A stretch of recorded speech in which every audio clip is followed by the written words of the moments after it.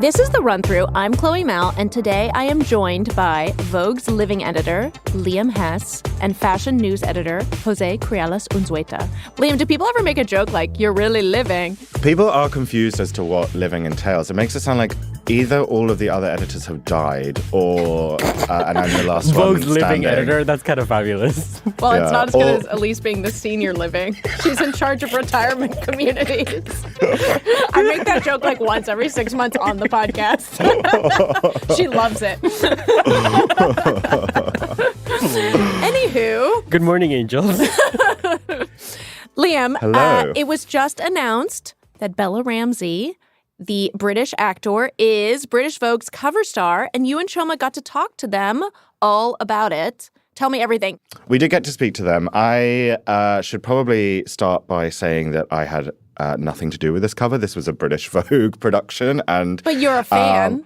But I am a fan, and it was a fabulous cover. It's a really great story, and there are some beautiful images by the brilliant, legendary Italian photographer Paolo Roversi and styled by I.B. Camara. And the photos are gorgeous. They have a real regal quality to them. Bella has such amazing kind of presence and poise in the images, and the styling is really beautiful. They're wearing Burberry on the cover, a custom look, I believe. So it's a really special story, and it coincides with the impending release of The Last of Us, the post-apocalyptic zombie TV show, which I am quite a big fan of, actually. It's not usually So good. Okay, it's not for me. Oh, you're a fan as well, Jose? Yeah, I love. I've never actually played a video game, but I'm Me Wait, neither. it's based on a video game? Yes. Yeah. Interesting. But I'm a huge fan of the show. Okay.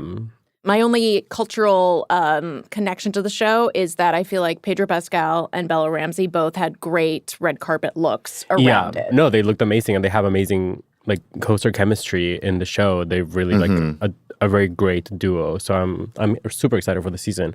And of course, Bella was a breakout in Game of Thrones, right? That was kind of like their breakout role, Right, which we were also all living for. Bella also got nominated for an Emmy for the show. Which is fab. Bella, congratulations on your British Vogue cover. We are so excited to share it with the world. I remember being on set with you and Paolo Roversi, incredible, iconic photographer, I.B. Camara, who styled it. Tell us a little bit about what it was like working with Paolo, because obviously Paolo has such a specific way of shooting. It's all natural light. His studio is so special. Like, how did it compare to other editorials that you've done before? It was so amazing. It's like nothing I've ever experienced before. It was very like still the whole time. Everything was very measured and very like thought out and still and gentle and like soft. Yeah, it was really amazing. I've never experienced anybody like him or a shoot like that. He did the thing where he like turned all the lights off, pressed like I guess it was like a slow shutter speed, and then lit me with like torches from behind and in front, and then the image that's created is just this like painting. It was so cool. He's so special. I feel so lucky that I got to work with him. It was a really special day, actually. Yeah. And I felt the fashion was pretty good. I mean, you're wearing this incredible Burberry, custom Burberry suit on the cover. How did you like the clothing? When I first saw the pictures and stuff and saw them on the rack, I was like, whoa, this looks like nothing I've ever worn before. I don't know how this is going to... I was a bit nervous. I was like, I don't know how this is going to feel. And then tried it on and felt like almost like a little like prince. And so everything was very... IB really wanted it to be like romantic, and in the Zooms I had before with him, he was saying this like romantic. And then I really understood what he meant when I got there and like tried it on, and just, everything was like really elegant and with really interesting shapes. It felt really cool to wear. His vision was amazing. It sounded like it was a really special day. Yeah, it was. I'd always...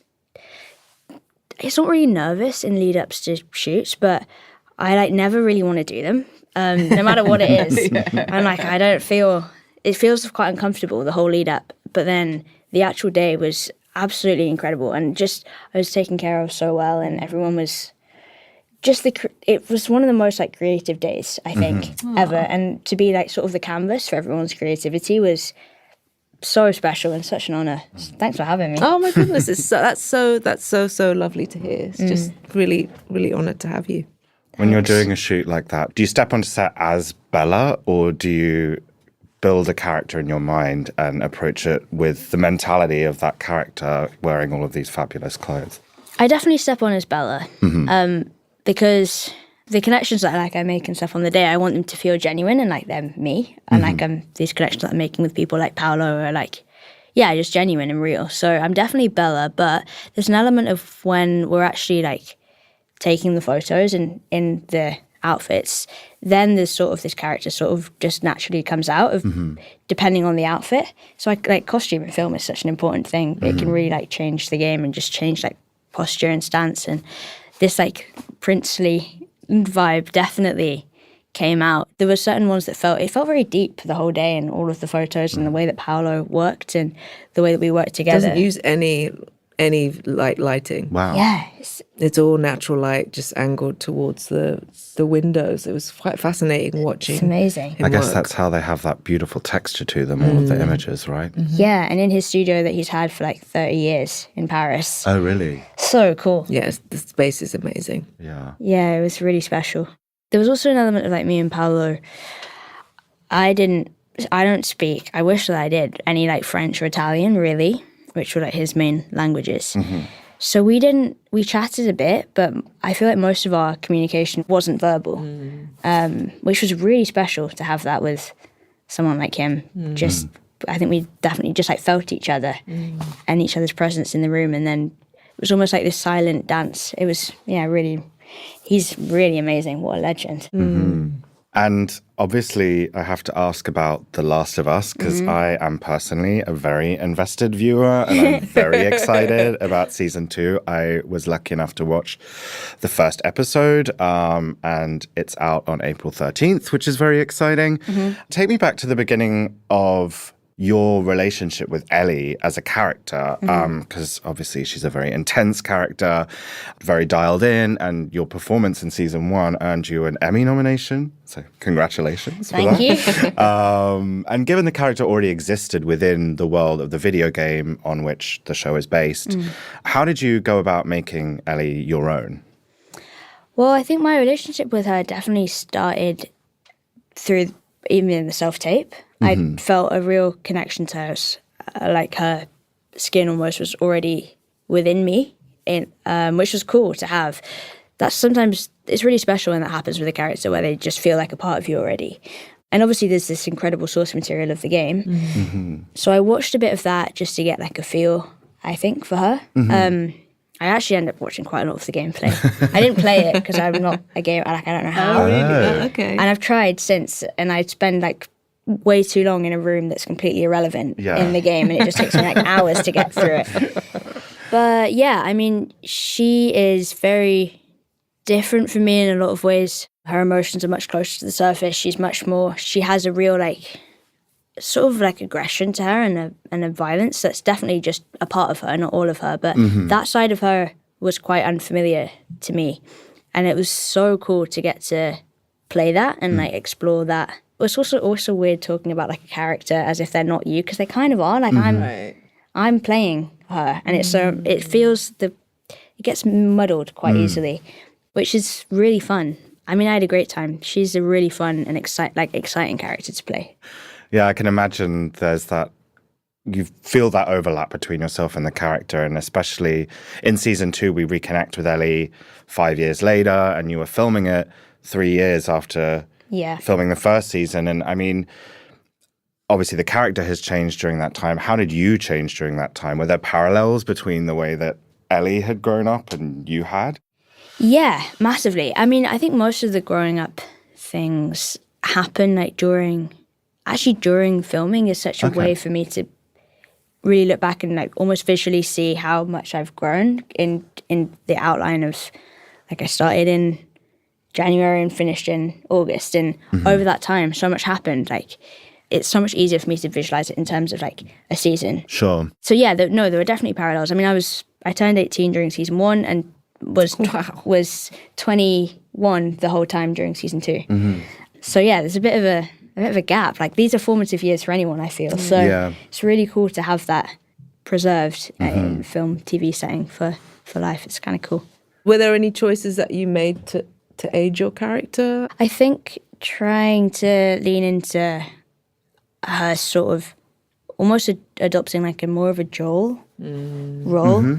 And leaning into that was definitely helpful in terms of bringing her older. There'd be times where I'd worry that I was too much like season 1 Ellie during filming, which was actually never a note that I was given. It was one that I just more gave myself. It was like, oh, I'm worried that this feels too similar. And so would just lean into like when I feel my most adult, and stepping into this more like caretaker, Joel, I'm in control sort of vibe, which she definitely wanted to have in season 1, but Joel was ultimately like, well, I'd say Joel was the boss. I do think she's sort of maybe the boss of him in lots of ways. Yeah, but I'd say so.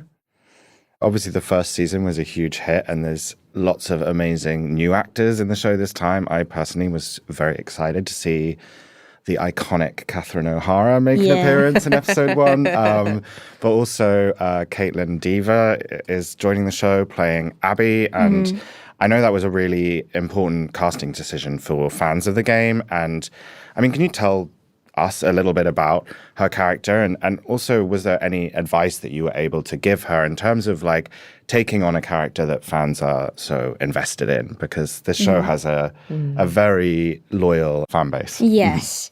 Kaitlyn, is absolutely incredible and was such a perfect addition to this season. And I thought her casting was especially genius because she was sort of in talks for... She was fan cast as Ellie for season 1. Fan cast. Lots of people really wanted Kaitlyn Dever to be Ellie in the screen adaptation.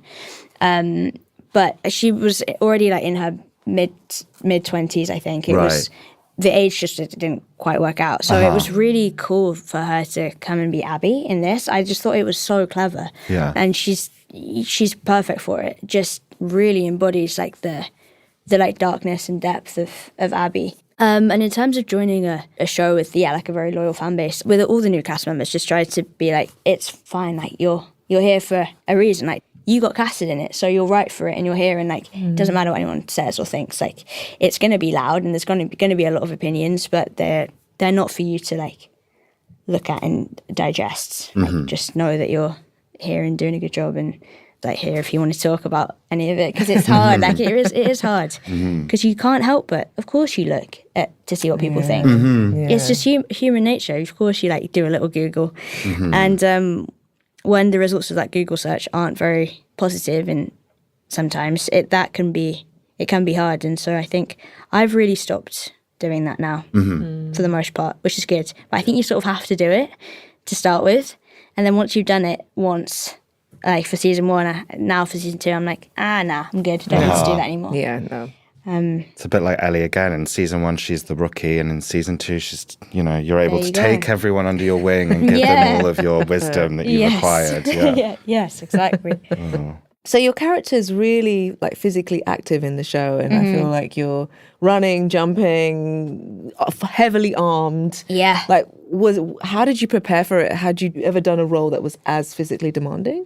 No, never. And I've always wanted to like have to train for a role, and I didn't have to train for this, but I really wanted to. And I went over a couple of months early before filming to basically train in Brazilian Jiu-Jitsu, which is like Ellie's fighting style, and boxing, and just weapons training, just physical like combat, basically, as well as like lifting weights and doing strength training, all of that. So I was kind of knackered before I even started. Wow. Just doing these 2 months of like intense training before we even started was mad and so cool. Do you feel physically, because I always feel like obviously it's knackering, but it's kind of like it feels good to suddenly be at sort of your physical kind of, I loved it. Being strong. Yeah, it felt so good. Yeah. And I'm so glad that I got to do that, because I did just like feel strong throughout the whole season. There was a lot of stunts and a lot of physical days, and just being able to... Did you do a lot?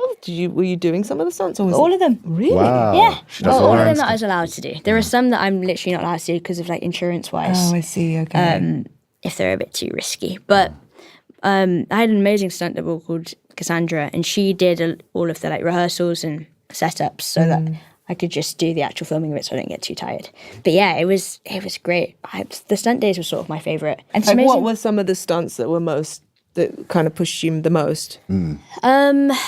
It's more the repetition of them. Yeah, I'm sure it's exhausting. Yeah, I think the first day was this insane fight scene in a barn with like this 6-foot guy. It's in episode 1. Oh yeah, exactly. Yeah. We've seen that. That was day one. Was really impressive. I was like, it's pretty badass. Yeah. And did it like the first 3 times, like, yeah, this is great. And then by the end of it, we were only doing that all day. So it was like a 15-hour day or whatever. So by the end of the day, 12 hours, 15 is a bit of an exaggeration. By the end of that, you're just like knackered. But it's amazing what your body can do. I really learned how much more capable your body is than you think. Like there was days when like I woke up and had these like months of exhaustion in my body. I'm just like, no idea how I'm going to do this insane like physical day today in the pouring rain. And then always you just do because you have to, and then feel very satisfied and in disbelief after of like how you managed to sort of do it. But you don't have a choice, so you just do. It's fun. The only way is through. I mean, how did you decompress after a long day? Like, was there much time to decompress? Because there wasn't very much time before I had to wake up the next day, I would get home and like try and go straight to bed, but then I'd like be going to sleep thinking that like I still had my backpack on, like having a show and my flashlight. There'd be times where I was like in bed, literally curled up, feeling like I still had those things, which was weird. And I was like, oh, okay, I need to actually do this decompress thing that people talk about. I guess I just like got home and like ate carrot sticks out my fridge and made some eggs and cereal, and that was kind of it. I'm so impressed. And you can put it on your CV now that they do all their own stunts. Yeah, exactly. Brazilian Jiu-Jitsu, tip. I mean, it must have been nice going into season 2 knowing that you're going to be reuniting with your buddy Pedro. Yeah. I mean, we all love Pedro Pascal. Of course. And your friendship on screen has been such a joy to watch. And it's clear that you care about one another so much. So what was the specific moment that you realised you both clicked? Clicked is a bit of a pun as well, considering the show with the clickers. There you go. That by accident. One for the real heads. Chioma. Sorry. Well, funnily enough, talking about clickers, probably there's a scene in the museum in the first season where we are attacked very intensely by clickers. So, and I think we probably clicked during that scene because just in this dark set all day with scary monsters coming at you, how can you not? But our friendship really did bloom and blossom. We were so shy of each other in the beginning. Really? Yeah, incredibly so. We didn't have any time to like meet or get to know each other before filming. Okay. And so we didn't do a chemistry So you hadn't read. met Really? before? Nope. Whoa. We met on set. I was like, well, that's we're about to intimidating. spend a year together. I hope that we'll be friends. And I think we both put so much pressure on it that it took us a while to like be like comfortable and not shy with each other. And that was nice coming into season 2, is that there was none of this like having to get to know each other. We already knew each other so well. Yeah. So it was like just coming back to an old friend. Yeah. It was great. He's the best. I'm so lucky that I got to do this with him. It's interesting that you bonded during a scary scene as well, because I find the show quite scary at points. It is scary. And is it scary for you to film? Like, do you walk around and hear someone like clearing their throat on the street and it sounds like a clicker and it's like, whatever, I don't know. Or when you're actually on set filming? It is weirdly not scary. I'm so desensitized to it all that I don't find it scary. There was actually one time this season that was scary. It's in a later episode. And it wasn't even like one of the creatures. It was actually just something else to do with cordyceps that like you'll see. It was a set actually that I found absolutely terrifying. I've been absolutely loving your style lately. Thank you. Same. I loved what you wore to the Met. That skirt tuxedo was incredible. And then I think recently for an award show, you wore Prada. And it was so good. What makes a look feel like you? Like, what elements do you need? What do you look for? Like, what do you gravitate towards? What are you loving right now? Fabio Mediator is my stylist, and he knows me so well and is so good at like picking out things that he knows me well enough to know like what I'm going to like and what I'm not going to like. And sometimes we'll try stuff and go out of my comfort zone. And then, but he's remarkable. We've actually been experimenting with like a variation on suits recently, wearing stuff that's like this cardigan and a shirt and trousers, which I really am liking that. Yeah, for this press tour that I'm about to do for The Last of Us, this is kind of a combination of suits, but also more like casual, smart attire that aren't like not just suits, which is cool. It's really nice to experiment with stuff like that. The shapes have to feel kind of masculine for me to feel comfortable. And it's been great. I mean, me and Fabio work really well together, and the brands that we've been working with have been amazing. Are you much of a shopper? I love Vinted and Depop. Oh, that's amazing. where all my shopping happens. Okay, what was the last thing that you bought that you were like, this is such a score? I got some jean shorts, like big, like very baggy controversial. ones. I know. Great, but very on trend. Yeah. Like some baggy ones that I just saw them. I was like, these are probably going to be way too big, but I'll try them. And I got them and thought they were going to be too big when I saw them. Put them on and they were perfect. They're literally... I love it when that happens. They're from, you know where they're from? They're from F&F, from Tesco's. No way. Like vintage Tesco's. We love vintage. We Yeah. love vintage. We have a vintage sale happening in New York and London, So so we're good. all about Indeed. vintage. Do you have any style icons in terms of how to navigate red carpet dressing in particular, I suppose?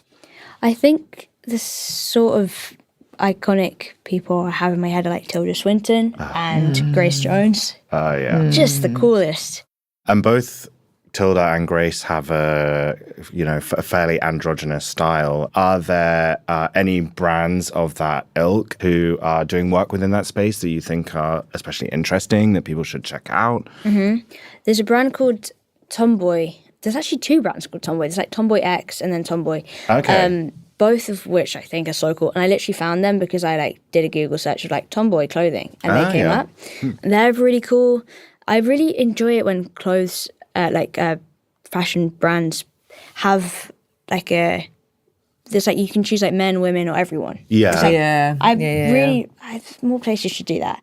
I hate the idea of it being so binary when you walk into a shop that there's men's or women's and they seem to be so separate. Like they shouldn't. It shouldn't be like that. Yeah, and then the stigma of if a guy's shopping in the women's section, I'm what shouldn't be like that? Yeah, you're right. I grew up going to the boys section, and me and my mum would I'd just walk there and she'd follow me, and that was always fine because they were just they were the clothes that I liked and were most comfy in, and yeah. Did you it sounds like you always kind of loved playing with fashion, loved the idea of styling yourself. Clothes have always been either a source of real comfort or real discomfort for me. Yeah. So I think from a young age, that. So I think it was always just quite important for me to wear stuff that made me feel good. Totally. And there was a great quote from Lena Dunham in the story as well, where she said something along the lines of, you can just as easily imagine Bella at a rave in East London as you can in a Renaissance court. And I thought that was really cool and really true. That's so nice. But you played a lot of characters that are in these kind of fantasy shows, period shows. And I was wondering if there is anything in terms of genre you'd love to work in, any kind of types of characters you'd love to play that we might not expect. Oof, that's a good question. I do like the idea of playing someone that people wouldn't naturally cast me in. Yeah. I love the idea of that. I think I've said this before, but I'd love to play a really a tortured, I mean Ellie's kind of like that, but a Hannibal Lecter type. Someone with truly evil, but also that's the joy and the interesting thing about that is finding the humanity in even the most evil character. For sure. You feel and kind of an emotional, kind of bad for Hannibal Lecter. You're well, I kind of have some feelings towards you. Right. And which is the coolest part about playing that's the challenge of playing a really dark and evil character, is finding their humanity and making people feel something for them. So I'd love to do that. I can't wait for that. Yeah. I think we've mentioned before that you kind of do a little bit of everything. I didn't realize you also wrote a song about the film Call Me by Your Name. Oh yeah, did I say that in the? Yeah. Yes. I've not read the piece yet. Very cool. That's and that cool. you like Yes, to watch I did. Love Island. I'm kind Oh, of curious gosh, yeah. as to what you've been watching and listening to lately. But yeah, I was very intrigued by Yeah, I was very All of impressed it. by all of your Yeah, me hobbies too. and side Thanks. projects. Yeah. yeah. That's lovely. I've been trying to start The White Lotus. Oh, it's so yeah. good. So I'm watching the first save season it. of I can't. that. Oh, it's so good. I'm almost finished the first season. It is great. Yeah. Very invested. It's So juicy. kind of Oh, horrible so you're to doing watch. it from beginning to. You're not starting at season 3. No, you're I'm starting I at. start at the Love beginning. it. The White Lotus and Severance are sort of Oh, my two. yeah. I know. I haven't started Severance yet. I'm excited to. Yeah, it's Yeah. great. I've only watched the first season, but Okay. Yeah, gotta- same. I How gotta many catch up. seasons are there? There's 2. The second yeah. one just came out. I Okay, need to cool. watch the second one. Yeah. And then music-wise, Arlo Parks is always Oh, I love Arlo Parks. always my favourite. Good choice. Yeah, and I've got a friend called Cordelia who's just released an album. Do you remember that song? I think I like this little life. Did you see Oh, yeah, that? on TikTok, Yeah, on right? TikTok. It went Yeah. viral on TikTok. She's just released like an album, which is I've been really listening to it nonstop. All of the Wow. songs have been in my head. Ah, okay. So Do you yeah, like going to shows, or is like music more at home thing? I prefer listening to it on my own. It's like quite a private experience for me. I really enjoy that. Yeah, just and I can like look at the lyrics as well as I'm listening, which Yeah. is my favorite thing to do. But yeah, I've been playing Cordelia a lot. She's fab. That's so cool. Cool. Yeah. Thank you so much for coming in and Thanks. doing Thanks, this. I Bella. appreciate Thank it. you.